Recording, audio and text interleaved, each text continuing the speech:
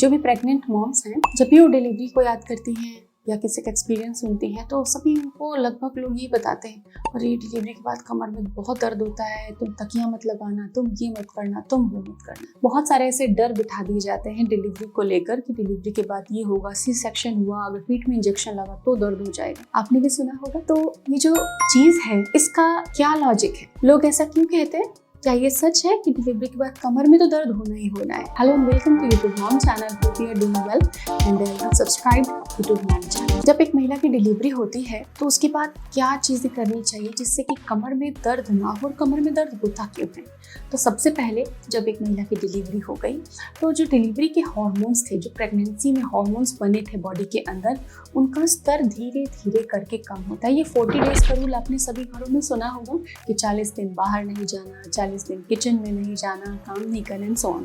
सो ये 40 day rule बिल्कुल scientific है। ये जो 6 to 8 वीक का जो टाइम होता है, इसमें जाके आपकी बॉडी नॉर्मल लेवल पर आती है। यूट्रस का जो शेप होता है, जो 500 टाइम्स बढ़ चुका होता है अपनी आकार से, नॉर्मल शेप से, वो धीरे धीरे करके नॉर्मल शेप में आता है, और बॉडी में से जो हार्मोन्स, बढ़े हुए हार्मोन्स थे, वो भी धीरे धीरे लेवल पर आ जाते हैं। तो ये 40 डेज या 8 वीक पीरियड बहुत इंपॉर्टेंट होता है। इसमें आपको सबसे पहले रेस्ट ढंग से करना चाहिए, नींद ठीक से लेनी चाहिए, डाइट ठीक से लेना चाहिए, और स्ट्रेसफुल नहीं रहना चाहिए, क्योंकि इस समय स्ट्रेस के चांसेस बहुत ज़्यादा रहते हैं। तो 40 दिन तक, 8 हफ्तों तक बॉडी में पेन रहता है, जॉइंट्स में पेन रहता है, बैक में पेन रहता है, मोस्ट ऑफ फीमेल्स को रहता है। वो अपने आप ही सबसाइड होता है। तो इसमें रिलीफ मिलेगा कैसे? आप मसाज करवाएं, बहुत अच्छी से नींद लीजिए, और अच्छे से अपना खान पान रखिए। तो जब आप मसाज करवाएंगी तो इसमें बहुत जल्दी काफ़ी आपको रिलीफ मिलने लग जाएगा। यही एक तरीका है, और ये रिकवरी पीरियड कहलाता है। इसके अलावा डाइट में कौन सी चीज़ डालनी है जिससे कि ये कमर दर्द आपको ज़िंदगी में फिर न सताए कभी भी? ये ना तो सीजेरियन सेक्शन से होता है, ना पीठ में इंजेक्शन लगने से होता है, और ना ही नॉर्मल डिलीवरी की वजह से हमेशा के लिए रहता है बॉडी में।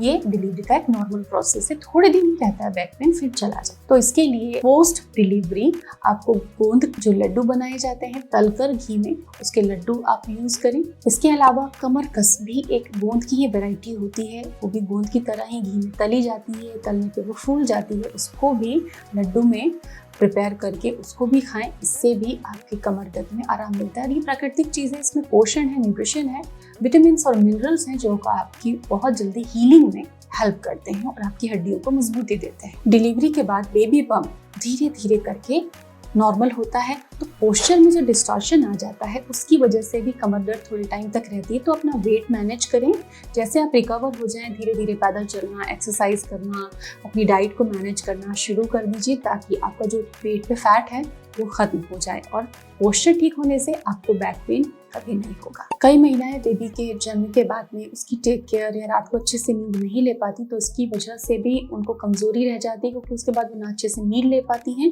और शारीरिक कमजोरी हमेशा के लिए बनी रह जाती है उनको। तो रेस्ट का रोल बहुत ही ज़्यादा इंपॉर्टेंट है, आपको रेस्ट लेना चाहिए। एक्सरसाइज और वेट मैनेजमेंट से ये दर्द आप हमेशा के लिए खत्म कर सकती हैं। तो जैसे ही आपका रिकवरी, फिजिकल रिकवरी हो जाए, डॉक्टर से पूछकर सलाह लेकर कि आपकी कंडीशन में क्या एक्सरसाइज अब अलाउड है, और आप धीरे धीरे एक्सरसाइज करना शुरू कीजिए। आपको कभी भी लाइफ में कमर दर्द नहीं परेशान करेगी। आशा करती हूँ ये वीडियो आपके लिए उपयोगी होगा। Thanks for watching.